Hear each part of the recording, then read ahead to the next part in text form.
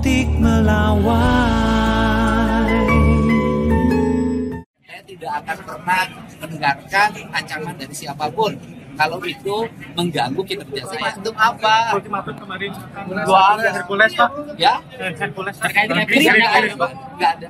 Revisi kemarin kuasa hukumnya akan mengultimatum Bapak. Oh itu biasa. Tanggapannya sendiri. Kita ini pemerintah menjalankan tugas untuk menjaga investasi berjalan dengan baik, rakyat bisa bekerja, rakyat bisa sejahtera. Tugas saya itu, saya tidak akan pernah mendengarkan ancaman dari siapapun kalau itu mengganggu kinerja saya. Saya akan mendengarkan kritik siapapun kalau itu bermanfaat bagi kepentingan masyarakat Jabar.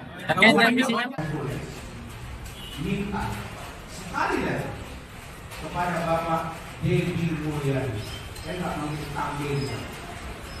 Bapak Deddy Mulyadi selaku Gubernur Jawa Barat untuk bekerja sesuai dengan tupoksi tugas pokok dan fungsi selaku pamong praja.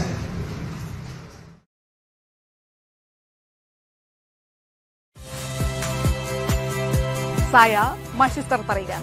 Saksikan program-program Kompas TV melalui siaran digital, pay TV, dan media streaming lainnya. Kompas TV, independen, terpercaya.